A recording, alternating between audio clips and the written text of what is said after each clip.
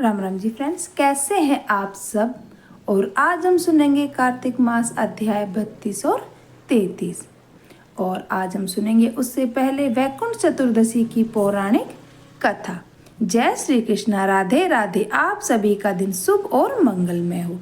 भगवान श्री हरि विष्णु जी की कृपा आप सभी श्रोताओं पर सर्वदा बनी रहे। इसी मंगल कामना के साथ आज के वीडियो का शुभारंभ करती हूँ। वैकुंठ चतुर्दशी का व्रत कार्तिक मास के शुक्ल पक्ष की चतुर्दशी को रखा जाता है। वैकुंठ चतुर्दशी पर भगवान शिव और श्री हरि विष्णु जी का मिलन होता है। इस दिन को हर मिलन कहा जाता है। इस मिलन पर दोनों ही भगवान को एक दूसरे की पसंद की वस्तुएं अर्पित की जाती है। भगवान शिव और विष्णु जी की एक साथ वैकुंठ चतुर्दशी पर पूजा होती है। इस दिन दिवाली की तरह दोनों ही देवताओं के मिलन का उत्सव मनाया जाता है। पूरे मास में जिन्हें कार्तिक स्नान करने का अवसर नहीं मिलता, वे एकादशी से पूर्णिमा तक स्नान करके चतुर्दशी को मनाते हैं। इस दिन उपवास करके तारों की छांव में नदी के तट पर 14 दीपक जलाने का भी विधान है। वैकुंठवासी भगवान श्री हरि विष्णु जी को स्नान कराकर विधिवत उसका पूजन करे, भोग लगाएं, तत्पश्चात कथा को पढ़े या सुने, फिर भोग लगे प्रसाद को भक्तों में बांट दे। इस व्रत को करने से सभी मनुष्य सभी बंधनों से मुक्त हो जाते हैं और उसे वैकुंठ धाम की प्राप्ति होती है। शास्त्रों में कहा गया है कि आज के दिन जो भी भक्त 1000 कमलों से भगवान विष्णु का पूजन करते हैं, वे मनुष्य भव बंधनों से मुक्त होकर वैकुंठ धाम को चले जाते हैं। अब आइए श्रवण करते हैं वैकुंठ चतुर्दशी की पौराणिक कथा। सतयुग में कार्तिक शुक्ल चतुर्दशी के दिन वैकुंठ के अधिपति भगवान विष्णु वैकुंठ से वाराणसी आए। ब्रह्म मुहूर्त में भगवान श्री हरि विष्णु जी मणिकर्णिका घाट पर स्नान करके 1000 कमल पुष्प लेकर परम भक्ति भाव से भगवान शिव का पूजन करने के लिए पहुँचे। उन्होंने कमल पुष्पों से भगवान शिव का पूजन आरंभ किया। वे मंत्रोच्चारण के साथ एक एक करके कमल पुष्प शिवलिंग पर चढ़ाते गए।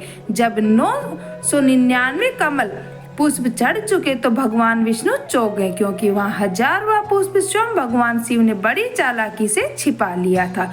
अब भगवान विष्णु परेशान हो उठेगी, कैसे शिवलिंग पर 1000 पुष्प चढ़ाएं। अगर अंतिम कमल पुष्प शिवलिंग पर नहीं चढ़ाया तो उनका संकल्प अधूरा रह जाएगा, और यदि वे एक कमल लेने जाते हैं तो उनका आसन भंग हो जाता है। इसी उधेड़ बुन में विचार करते हुए उन्हें यही समझ आया कि मुझे मनुष्य प्राणी पुंडरीकाक्ष कहते हैं, क्योंकि मेरे नेत्र कमल के समान है, क्योंकि न इनमें से एक आंख को कमल के बदले शिवलिंग पर चढ़ा दूं। ऐसा विचार करते हुए उन्होंने तुरंत अपनी एक आंख निकालकर भगवान शिव को अर्पित कर दिए। यह देखकर भगवान शिव अत्यंत प्रसन्न हुए। श्री विष्णु जी की इस अगाध भक्ति से प्रसन्न होकर देवादिदेव महादेव प्रकट होकर बोले, हे विष्णु, तुम्हारे समान संसार में कोई दूसरा मेरा भक्त नहीं है। यह कार्तिक शुक्ल चतुर्दशी अब वैकुंठ चतुर्दशी कहलाएगी। आपकी भक्ति से प्रसन्न होकर आज मैं आपको तीनों लोकों का राज्य देता हूँ।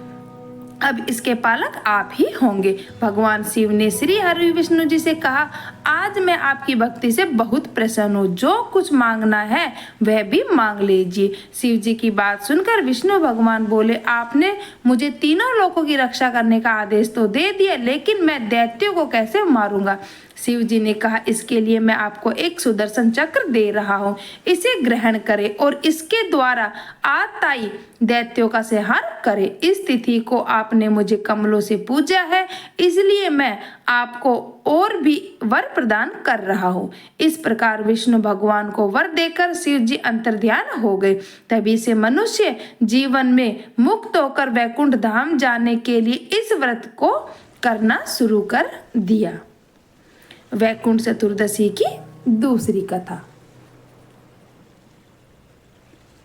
एक बार की बात है, नारद जी पृथ्वी लोक से घूमकर वैकुंठ धाम जा रहे थे। भगवान विष्णु ने आदर पूर्वक उन्हें बिठाया और प्रसन्न होकर उनके आने का कारण पूछा। नारद जी कहते हैं कि हे प्रभु, आपने अपना नाम कृपा निधान रखा है, इससे आपके जो प्रिय भक्त हैं वही तर पाते हैं, जो सामान्य नर नारी हैं वे तो वंचित रह जाते हैं। इसलिए आप मुझे कोई ऐसा सरल मार्ग बताएं जिससे सामान्य भक्त आपकी भक्ति कर मुक्ति पा सके।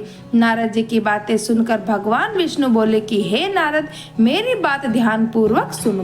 कार्तिक शुक्ल चतुर्दशी को जो नर नारी व्रत का पालन करेंगे और श्रद्धा भक्ति से मेरी पूजा अर्चना करेंगे, उनके लिए स्वर्ग के द्वार साक्षात खुले होंगे।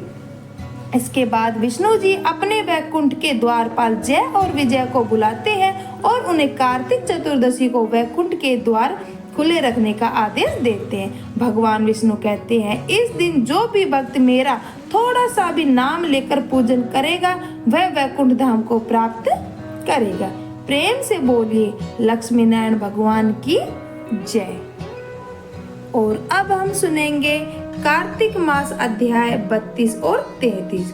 अब तक तो आपने कार्तिक मास महात्म का वर्णन सुना, लेकिन कार्तिक मास की जो भी कथाएं श्री सूत जी महाराज ने नैमिषारण्य क्षेत्र में एकत्रित सोनकादि ऋषियों 88,000 ऋषियों को सुनाई थी, उसके पीछे का महात्म और उसका रहस्य भी जानिए। भगवान वेदव्यास जी ने सूत जाति के रोमहर्षण की रुचि देखकर उन्हें अपना शिष्य बनाकर पुराण विद्या पढ़ाई। उनके पीछे उनका उद्देश्य था कि जो वेद विद्या से वंचित हैं उन्हें पुराणों के रूप में वेदों का अर्थ प्रदान कर उनका कल्याण किया जाए। रोम हर्ष महर्षि सूत जी जाति के थे। क्षत्रिय पिता और ब्राह्मणी माता से उत्पन्न संतान सूत होती है, जिसका मुख्य काम सारथी बनना और वंश कीर्तन और स्तुति पाठ या इतिहास लिखना होता है। अब यहाँ पर ध्यान दीजिएगा कि वर्ण संकर के कारण सूत जी को वेद के अध्ययन का अधिकार नहीं था, जबकि ब्राह्मण के और क्षत्रिय दोनों को वेद अध्ययन का अधिकार है। परंतु फिर भी उन्होंने इतिहास लेखन जैसा महत्वपूर्ण कार्य किया गया था और यही राजाओं की पीढ़ियों की गिनती और उनकी गाथाएं लिखने और सुरक्षित रखने के थे, जिससे स्पष्ट यह होता है कि वेद के अध्ययन का अधिकार ना होना कोई ऊंच या नीच जाति होना तय नहीं करता था, बल्कि हर कोई वेदों का अध्ययन या इतिहास लेखन कर सकता है। रोमहर्षण जी वेद व्यास जी के प्रिय शिष्य थे। उन्होंने अपनी प्रतिभा के बल पर पुराण विद्या पर खुद के ग्रंथ भी रचे। उन दिनों पुराणों का वापस गठन होने के कारण यह एक नई विद्या थी, जो रोमहर्षण जी इस विद्या के प्रचार में बहुत प्रसिद्ध हो गए थे। उन्होंने 6 विद्वान ब्राह्मणों को अपना शिष्य बनाया। अब देखिए कि नीची समझे जाने वाले सूत जाति के ही विद्वान रोम महर्षि के शिष्य ब्राह्मण बने।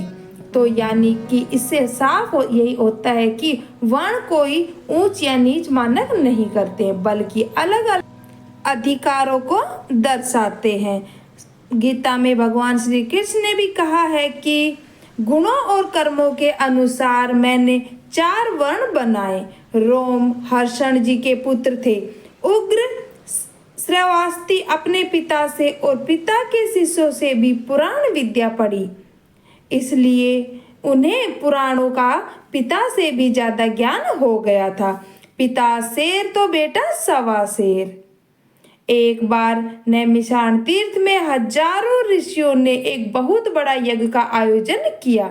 बहुत सारे यजमान जब यज्ञ करते हैं तो वह शास्त्र कहलाता है। तब 1000 दिनों तक चलता था। अब यज्ञ रोज चलता तो रोज की क्रिया के बाद बहुत सारा समय बच जाता था, पर यज्ञ करने वाले ना तो उस स्थान को छोड़कर जा सकते थे और ना ही कोई अन्य लौकिक काम कर सकते थे। तो बाकी जो समय बचता था उसे बिताना बड़ा मुश्किल हो जाता था। इसलिए ऋषियों ने एक उपाय सोचा कि महर्षि वेद व्यास जी ने जो नई पुराण विद्या रची है बाकी बचे हुए समय में उसको ही सुन लिया जाए। इससे नई विद्या भी सीख लेंगे और समय का सदुपयोग भी हो जाएगा। इसलिए बड़े आदर से उन्होंने रोमहर्षण जी से बुलाया और एक ऊंचा आसन दिया और स्वयं सब नीचे बैठ गए। अब रोमहर्षण जी कथाएं सुनाते, बाकी सब उनकी कथाएं सुनाई हुई कथा सुनने लगे। रोमहर्षण जी पुराणों की कथाएं इतनी सुंदर होती थी कि सभी ऋषियों के रोम रोमहर्षित हो जाया करते, इसलिए उनको रोमहर्षण कहा जाने लगा। यहाँ पर इससे भी पता चलता है कि प्राचीन भारत में जाति से ज्यादा गुणों का ही सम्मान किया जाता था।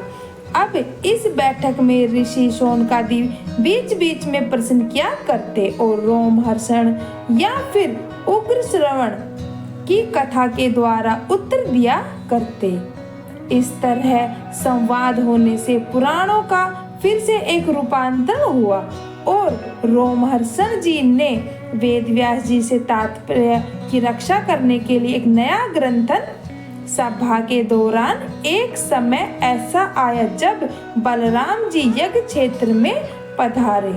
सभी ऋषियों ने उन्हें नमन किया, पर उस समय ऊंचे व्यासपीठ पर आसन रोमहर्षण जी ने उन्हें व्यासपीठ से नमन करना उचित नहीं समझा, क्योंकि जब कोई पुराणों का वाचन कर रहा हो उस समय उससे किसी और को प्रणाम नहीं करना चाहिए, ना ही कथाओं के बीच में रोकना चाहिए। ऐसा ही जब हम पूजा करते हैं तो पूजा करने में इनमें केवल भगवान को प्रणाम करना चाहिए। उस समय यदि आपके आसपास कोई बड़ा भी आ जाए, जब भी हम आपकी पूजा संपन्न नहीं हो जाती है तब तक मंदिर में बैठे बैठे दूसरे व्यक्ति को प्रणाम ना करें। आप अपनी पूजा समाप्त करें, उसके बाद ही आप उठकर वहां से दूसरों को प्रणाम करना चाहिए। बाकी सभी ऋषियों मुनियों ने तो बलराम जी को प्रणाम किया, लेकिन बलराम जी ने सोचा कि मेरे सम्मान में इतने बड़े ऋषि मुनि उठकर मुझे प्रणाम कर रहे हैं और यह अपने आसन से हिला तक नहीं। यह समझकर कि कोई अनाधिकारी व्यासपीठ पर उद्दंडता से चढ़ गया है, उन्होंने बिना ऋषियों से पूछे व्यासपीठ पर अस्त्र चलाकर रोमहर्षण जी की हत्या कर दी। इस अन्यायपूर्ण अधार्मिक नरबलि से सारे मंडप में खलबली मच गई। सारे ऋषि मुनि शोक के सागर में डूब गए। उस समय ऋषि शौनक ने बलराम जी से बोले कि आपने यह भयंकर अनर्थ किया है। रोमहर्षण जी भगवान वेदव्यास जी के पुराण शास्त्र पारंगत विद्वान शिष्य थे। भले ही जाति से वह ब्राह्मण नहीं थे, पर ब्राह्मणों चित विद्वता के कारण वे इस व्यास आसन पर बैठने के पात्र थे। व्यास आसन की मर्यादा और सम्मान के लिए रोमहर्षण जी ने आपके पधारने पर भी नहीं उठे और आपने इसे अपना अपमान समझकर उनकी हत्या कर दी। अब रोमहर्षण जी की हत्या से आपको ब्रह्म हत्या का दोष लगेगा। सिर्फ इतना ही नहीं, आपने साथ में हम ऋषियों और संसार का भी बहुत अहित किया है। उनके वध से पुराण विद्या के लोप होने का भय हो गया है। सुनकर बलराम जी तो महान शोक में डूब गए। फिर बोले अपने इस महापाप का फल मैं अवश्य ही भोगूंगा, परंतु पुराण विद्या की रक्षा के लिए मैं क्या करूं? तब शौनक जी बोले रोमहर्षण के पुत्र श्री उग्रश्रवा को आगे के पुराण कथा के लिए बुलाना होगा। वे भी महान पंडित है और हम इस विद्या का लोप कदापि नहीं होने देंगे। बलराम जी शौनक ऋषि के चरणों में गिर पड़े।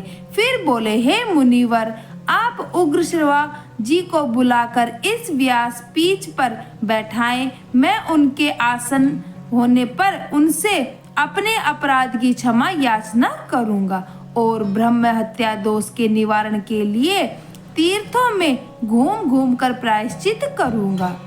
तब ऋषि शौनक ने उग्रश्रवा को बुलाकर सारी स्थिति उन्हें बताई और फिर उन्हें व्यास गद्दी पर बिठाया।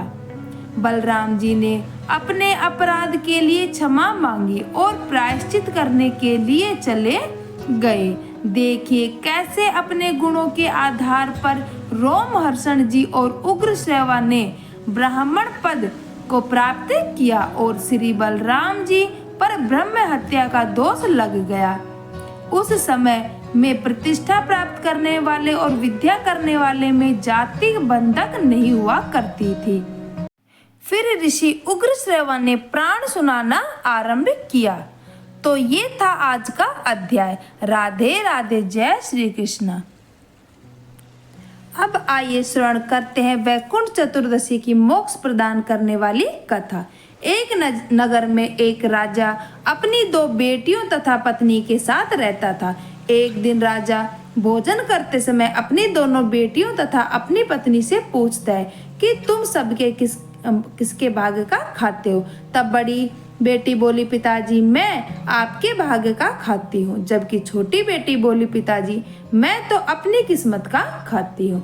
तब राजा ने क्रोध करते हुए अपनी पत्नी की तरफ देखा तो पत्नी ने भी डरते डरते कहा कि स्वामी मैं तो आपकी किस्मत का ही खाती हूँ। यह सुनकर राजा को बहुत क्रोध आया और उसने कहा कि मैं पूरी नगरी को खिलाता हूँ, तुम सब के लिए इतनी मेहनत करता हूँ, रोज तुम्हें अच्छा अच्छा भोजन खिलाता हूँ, नए नए वस्त्र और आभूषण पहनने के लिए मंगवाता हूँ, परंतु हमारी छोटी बेटी कहती है कि वह अपनी किस्मत का खाती है। तब गुस्से में आकर राजा ने अपने मंत्रियों को आदेश दिया कि जाओ 2 लड़के ढूंढ कर लाओ। बड़ी बेटी के लिए राज दरबार के राजा का पुत्र ढूंढो और छोटी बेटी के लिए गरीब लड़का ढूंढो। जिस समय राजा यह बात बोल रहा था वह दरबार में सभी मंत्री, पहरेदार, चौकीदार सब मौजूद थे। तब सभी मंत्रियों को राजा की बात पर बड़ी हैरानी हुई, लेकिन किसी में इतनी हिम्मत नहीं थी कि वह पलटकर राजा से पूछे कि महाराज आप अपनी दोनों बेटियों के साथ भेदभाव क्यों कर रहे हैं। किसी ने कुछ नहीं पूछा। कुछ दिनों के बाद राजा ने अपनी बड़ी बेटी का विवाह एक राजा के पुत्र से कर दिया और छोटी बेटी का विवाह एक गरीब भिखारी लड़के के साथ कर दिया। दोनों बेटियां जब ससुराल जाने लगी तो राजा ने बड़ी बेटी को बहुत सारा दान दहेज दिया और आभूषण, स्वर्ण, चांदी, हीरे, मोती आदि भी दिए और बहुत सारे रेशमी वस्त्र भी दिए। जबकि छोटी बेटी को बोरी के टाट के कपड़े सिलवाकर उसे पहनाकर भेजे और कुछ नहीं दिया। बड़ी बेटी अपने माता पिता को प्रणाम करके घर से निकल गई। छोटी बेटी कुछ नहीं बोली। जब छोटी बेटी अपने ससुराल में पहुंची तो उसने देखा कि वहां कोई उसकी आवभगत करने वाला नहीं था। एक झोपड़ी थी और एक बड़ा सा मैदान और वहां 5 चूल्हे बने हुए थे। रात्रि को छोटी बेटी चुपचाप सो गई। सुबह जब वह सोकर उठी तो उसने अपने जेठ जी से पूछा कि यह 5 चूल्हे यहाँ क्यों हैं।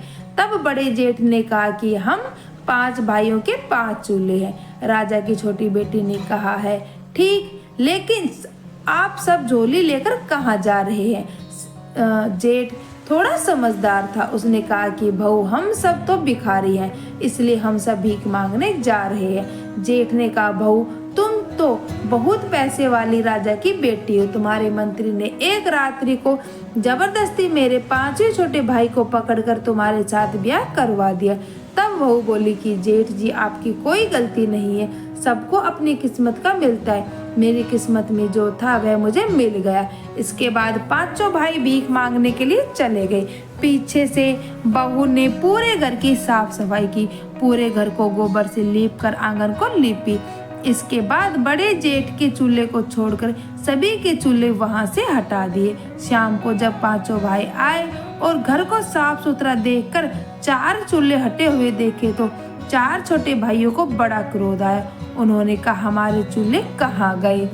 तब नई बहू बोली कि आज ही हम एक ही चूल्हे पर भोजन बनाएंगे, मैं खाना बनाऊंगी और आप सब खाएंगे। यह सुनकर सबको बहुत अच्छा लगा। तब बहू ने कहा कि आप पहले सब नदी पर जाकर नहा धो ले, इसके बाद आते समय ठाकुर जी के मंदिर के दर्शन करके जरूर आना। यह सुनकर छोटे 4 भाइयों को बड़ा क्रोध आया, लेकिन जेठ थोड़ा समझदार था। उसने कहा जैसा बहू कह रही है हम सब वैसा ही करेंगे। आज से पहले कभी भी पांचों भाई नहाए नहीं थे। चारों भाइयों ने नहाने के लिए मना किया, लेकिन बड़ा भाई समझदार था। उसने कहा जैसा बहू कह रही है हम वैसा ही करेंगे। सभी तालाब पर नहाने के लिए चले गए और आते समय ठाकुर जी के मंदिर में पूजा पाठ करके आए, लेकिन कभी उन्होंने कोई पूजा नहीं करी थी, इसलिए वह चुपचाप भगवान के आगे हाथ जोड़कर बैठ गए और घर वापस आ गए। तत्पश्चात पांचों भाइयों ने भोजन किया। इतना स्वादिष्ट भोजन उन्होंने आज से पहले कभी नहीं किया था। भोजन करने के बाद चारों भाई झोपड़ी से बाहर सो गए और नई बहू अपने पति के साथ झोपड़ी के अंदर सो गई। सुबह जब वह सोकर उठे तो वापस से वह पांचों भाई झोली उठाकर भीख मांगने के लिए जाने लगे। तब नई बहू ने कहा कि आज से आप लोग भीख नहीं मांगेंगे, मेहनत मजदूरी करेंगे। तब उनके जेठ ने कहा कि बहू हमें कमाना नहीं आता। तब नई बहू ने कहा कि जो भी काम मिले आपको वही करना है, भीख मत मांगना। फिर से चार छोटे भाइयों को बहू की बात पर क्रोध आया, लेकिन बड़े भाई ने फिर से वही बात कही कि जैसा बहू कह रही है हम वैसा ही करेंगे। कमाने के इरादे से घर से निकल गए। चार छोटे भाई को कोई ना कोई काम मिल गया। किसी को बोरियां उठाने का काम मिल गया तो किसी को कुली का काम मिल गया, लेकिन बड़े जेठ को कोई काम नहीं मिला। जब वह निराश होकर घर वापस आ रहा था तो उसका पांव गोबर में पड़ गया। घर आने के बाद जेठ ने कहा कि बहू मेरा पांव गोबर में पड़ गए। नई बहू ने कहा कि आपका पैर गोबर में पड़ गया है तो बाहर पोंछ दीजिए और घर के अंदर आ जाइए। सभी ने अपनी अपनी मजदूरी नई बहू को पकड़ा दी। उसी दिन उन सबको बहुत अच्छा लग रहा था, क्योंकि उस दिन उन्होंने भीख नहीं मांगी। भीख मांगने से उनकी बहुत बेइज्जती होती थी, लेकिन आज उन्होंने मजदूरी करी तो उन सबको बहुत अच्छा लग रहा था। बड़े जेठ ने नई बहू से कहा कि बहू मुझे कोई काम नहीं मिला। तब बहू ने कहा कोई बात नहीं जेठ जी, रोज की तरह उस दिन वापस से सभी भाई तालाब पर नहाने गए। तालाब से नहाकर वापस आए तो मंदिर में दर्शन करने गए। घर पर बहू ने स्वादिष्ट भोजन बनाया और सबको गर्मा गर्म स्वादिष्ट भोजन खाया। उसके बाद सो गए। दूसरे दिन वापस वह कमाने के लिए निकल गए। उस दिन भी चार छोटे भाइयों को कोई ना कोई काम मिला, लेकिन वापस बड़े भाई को कोई काम नहीं मिला। उस दिन भी जेठ बहुत दुखी और उदास हो गया। वह सोचने लगा कि नई बहू को मैं आज क्या जवाब दूंगा। तब जेठ घर वापस आ रहा था तो रास्ते में उसे मरा हुआ एक सर्प मिला। देखने पर सर्प को उठा लिया और आते ही उसने बहू से कहा कि बहू मुझे यह रास्ते में मरा हुआ सर्प मिला, इसका मैं क्या करूं? तो वह बोली कि आप इसे झोपड़ी के ऊपर फेंक दीजिए। इस तरह उसके दिन मजे से निकलने लगे। उसके घर में अन्न धन के भंडार भी भरने लगे। सभी मेहनत मजदूरी करके कमाने लगे। एक दिन उस नगर के महारानी का बेशकीमती हार चील लेकर उड़ गई। सारे राज दरबारी, पहरेदार और चौकीदार उस चील के पीछे पीछे भागने लगे, लेकिन सब बेकार। जब वह चील उन पांचों भाइयों की झोपड़ी के ऊपर से उड़ रही थी तो उसने वह मरा हुआ सर्प देखा, तो चील ने रानी का हार वहीं गिरा दिया और सर्प लेकर उड़ गई। उधर राजा ने नगर में ढिंढोरा पिटवा दिया कि जिससे भी रानी का वह बेशकीमती हार मिले वह लाकर राजमहल के राज दरबार में जमा करा दे और वह मुंह मांगा इनाम दे देंगे। शाम को सभी भाई मेहनत मजदूरी करके वापस झोपड़ी में आए तो बड़े भाई की नजर झोपड़ी के ऊपर चमकती हुई चीज पर पड़ी। बड़े जेठ ने चमकती हुई चीज को उतार कर देखा तो वह बेशकीमती हार निकला। जेठ ने वह हार लाकर नई बहू को दे दिया। तब नई बहू बोली कि यह हार तो रानी का है, आप इसे ले जाकर राजा को दे दीजिए। फिर जेठ ने वैसा ही किया। जेठ ने जाकर वह हार राजा को दे दिया। राजा हार को देखकर बहुत खुश हुआ और बोला कि भाई इसके बदले में तुम्हें कुछ मांगना है तो मांग लो, मैं तुम्हें देने के लिए तैयार हूँ। तब उसने बोला कि राजा जी मुझे मांगना नहीं आता, मैं अपने भाई की पत्नी से पूछकर बताऊंगा। राजा ने कहा कोई बात नहीं, तुम पूछ लेना और फिर बता देना। जेठ घर आया घर आने के बाद उसने नई बहू को पूरी बात बताई। तब बहू ने कहा कि जेठ जी, आप राजा के महल में वापस जाना और राजा से कह देना कि राजा जी, मैं चाहता हूँ कि वैकुंठ चौदस के दिन नगर में किसी के भी यहाँ दीपक ना जले और राजमहल में भी अंधेरा रहे। तब जेठ वापस राजमहल गया। राजमहल में जाकर उसने राजा से कहा कि राजा जी, मुझे कोई इनाम नहीं चाहिए, बस आप वैकुंठ चौदस अर्थात वैकुंठ चतुर्दशी के दिन नगर में यह ढिंढोरा पिटवा दीजिए कि कोई भी नगरवासी दीपक ना जलावे, यहाँ तक कि महाराज राजमहल में भी दीपक ना जले। वैकुंठ चौदस के दिन पूरी नगरी में अंधेरा रहे। बिना कुछ सोचे समझे राजा ने कहा, कोई बात नहीं, अगर तुम्हारी यही इच्छा है तो एक दिन नगर में कोई दीपक नहीं जलाएगा और राजमहल में भी दीपक नहीं जलेगा। राजा ने पूरी नगरी में ढिंढोरा पिटवा दिया कि पूरी नगरी में वैकुंठ चौदस के दिन कोई भी दीपक ना जलावे। दूसरे दिन वैकुंठ चौदस की रात्रि को किसी ने भी दीपक नहीं जलाया, यहाँ तक कि राजमहल में भी दीपक नहीं जला। लेकिन पांचों भाइयों की झोपड़ी में नई बहू ने चारों तरफ दीपक जलाए, कहीं भी अंधेरा नहीं छोड़ा। माता लक्ष्मी के पग बनाए और एक थाल तैयार करके वह बैठ गई। जब वैकुंठ चौदस की रात्रि को स्वर्ग लोक से माता लक्ष्मी मृत्यु लोक से नीचे उतरी तो माता लक्ष्मी को उस नगर में सब जगह अंधेरा ही अंधेरा दिखाई दिया। केवल एक झोपड़ी जगमगा रही थी। माता लक्ष्मी उस झोपड़ी के पास आई और दरवाजा खटखटाने लगी। अंदर से बहू ने कहा कि कौन है? माता लक्ष्मी ने कहा कि इस घर की बेटी हूँ। बहू ने अंदर से कहा, हमारे घर में आपके लिए कोई जगह नहीं है, क्योंकि हमारे पास खुद के खाने की कमी है। हम आपके कहाँ से खाना खिलाएंगे? थोड़ी देर बाद माता लक्ष्मी ने फिर से दरवाजा खटखटाया। बहू ने अंदर से पूछा, आप कौन है? माता लक्ष्मी ने कहा कि मैं इस घर की बहू हूँ। तब भी नई बहू ने दरवाजा नहीं खोला। तीसरी बार माता लक्ष्मी ने फिर से दरवाजा खटखटाया। तब नई बहू ने कहा कि आप कौन है? माता लक्ष्मी ने कहा कि मैं इस घर की बहू हूँ और 7 पीढ़ी तक इसी घर में रहूंगी। ऐसा सुनते ही नई बहू ने दरवाजा खोल दिया। जैसे ही माता लक्ष्मी ने झोपड़ी के अंदर पांव रखा तो उनका घर सुंदर महल में बदल गया। नई बहू ने माता लक्ष्मी को बैठने के लिए चौकी दी। माता लक्ष्मी ने कहा, मैं तो पैसे वाले अमीर घर के सेठ के लोगों में नहीं बैठूंगी। लेकिन नई बहू ने माता लक्ष्मी का हाथ पकड़कर चौकी पर बैठा दिया, क्योंकि चौकी पर बैठते ही माता लक्ष्मी ने साक्षात दर्शन दे दिए। तब नई बहू माता लक्ष्मी के चरणों में गिर पड़ी। कुछ देर बाद नई बहू ने माता लक्ष्मी की आरती उतारी। फिर क्या था, माता लक्ष्मी की कृपा से उस घर में धन्य धान्य से भर गया। सुबह जब पांचों भाई सोकर उठे तो उनका घर महल में बदल चुका था। सभी भाइयों के आश्चर्य का ठिकाना नहीं था। माता लक्ष्मी की कृपा से धीरे धीरे नगर के सेठ कहलाने लगे और उनके भाई की पत्नी सेठानी कहलाने लगी। सब तरफ उनका कारोबार फैल गया। हर जगह उनकी चर्चाएं होने लगी। वे पांचों भाई केसर कस्तूरी का व्यापार करने लगे। उनका घर धन धान्य से भर गया। लक्ष्मी माता की ऐसी कृपा हुई कि उन पांचों भाइयों के पास नौकर चाकर हाथी घोड़े सब हो गए। बड़ी बहन के घर में सब कुछ ठप हो गया, कारोबार में घाटा हो गया। उनके यहाँ एक समय की रोटी के बिलाले पड़ने लगे और उन्हें अपना सब कुछ बेचना पड़ा।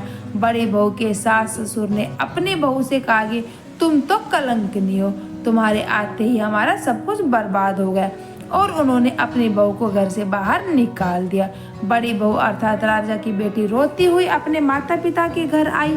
अपनी लाडली बेटी की ऐसी हालत देख जब राजा देखा तो बहुत ही दुखी हुआ और राजा ने अपनी बड़ी बेटी से सारा हाल पूछा।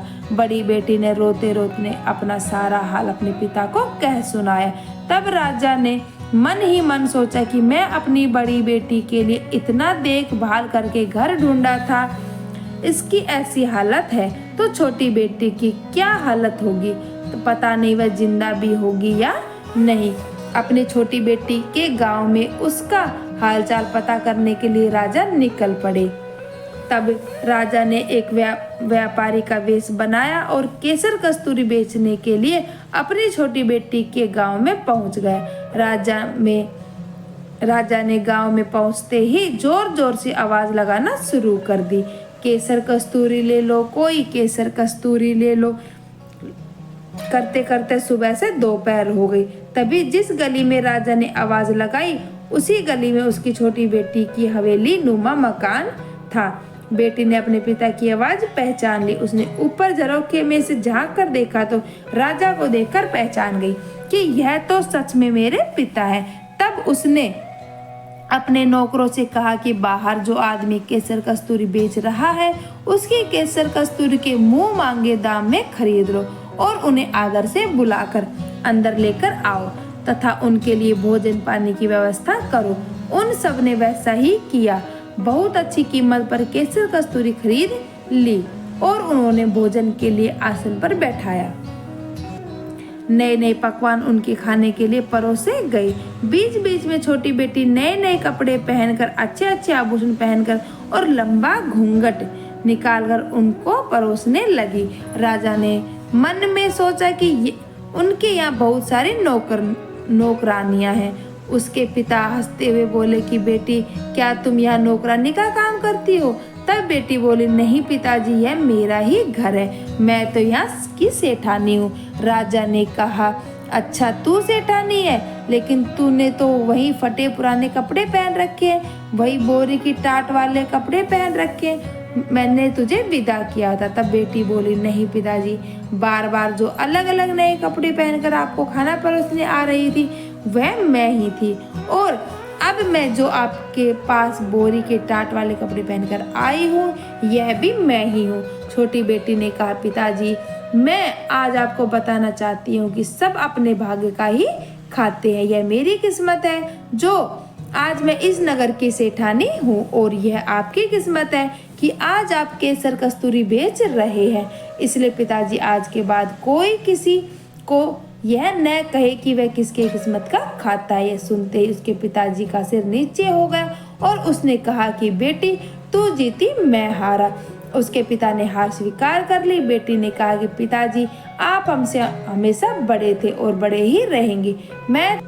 मैं तो सिर्फ आपको इतना बताना चाहती हूँ कि सभी मनुष्य अपनी किस्मत का ही खाते हैं, कोई किसी की किस्मत का नहीं खाता। इस तरह आज मैंने आपको वैकुंठ चौदस की एक पुरानी कहानी सुनाई।